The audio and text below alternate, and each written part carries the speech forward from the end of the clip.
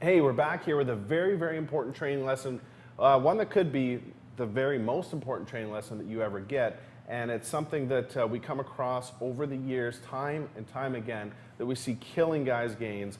And to set this up properly, we want you to think about something for a second, because every time that you go to the gym, I guarantee you, if it's not today, tomorrow, maybe a week from now, or maybe a week in the past, you've come across more than one guy that lifts a lot of weight, that looks very, very strong because of the amount of weight that he's lifting, but yet his gains do not show it. His gains are not indicative of the amount of weight that he's lifting. There might be a very, very different looking guy that has a lot more muscle on him, standing right beside him, that's lifting a lot less weight.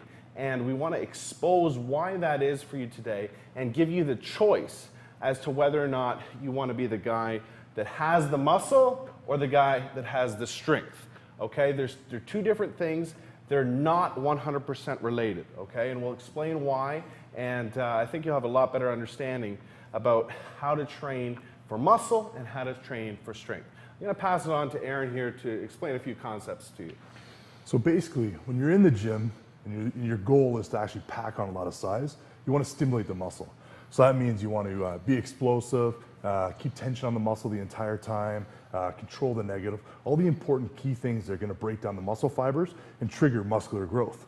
So the problem is all these guys just lifting heavy weight, they're using momentum to actually move this weight. You need to let your muscles do all the work, not momentum.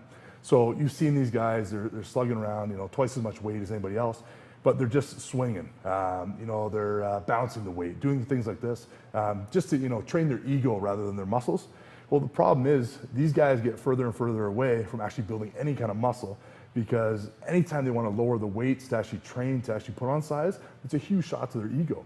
So the thing is to start off now. And if your goal is to pack on size, take a step back and watch out for any of the key indicators that are going to show that you're training with momentum rather than using your muscles.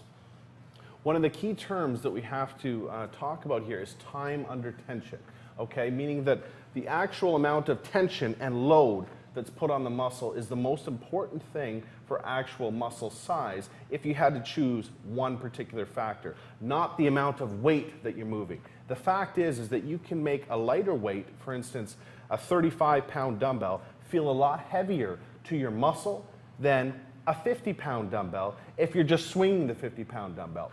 Your muscle doesn't know the number that's on the dumbbell. Your muscle only knows the stress that it's under. So there are a lot of tips that we can go over with you here that is going to help you choose the correct weight and help you understand that you're working the muscle properly to trigger growth, okay?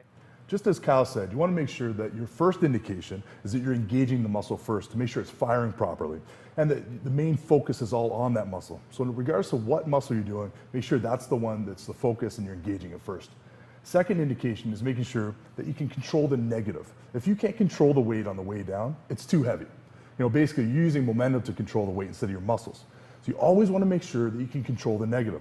One great tip that I usually give to all my clients is making sure that during the negative, they'll do a 1 or 2 second count. That's to ensure that they're using their muscles to control the weight the entire time.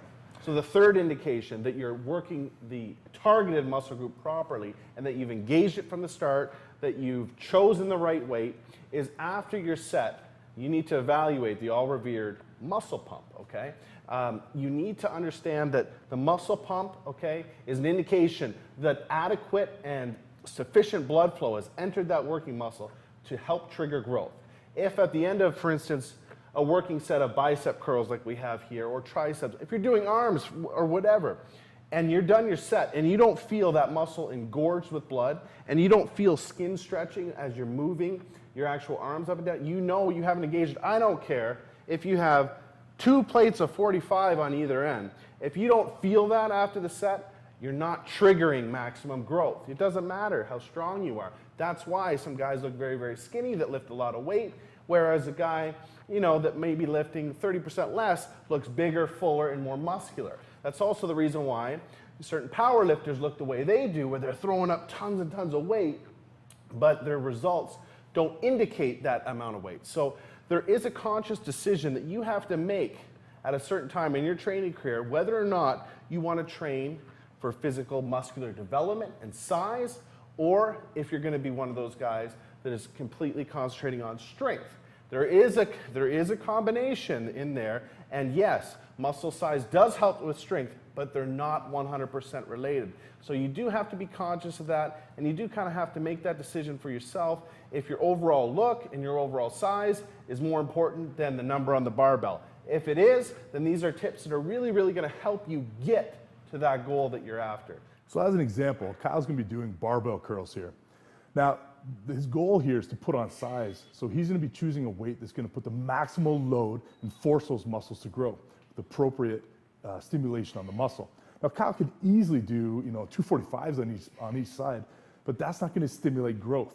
He's choosing a weight that's going to put the maximal load, and you can see him here applying all the 3 tips that we just gave you.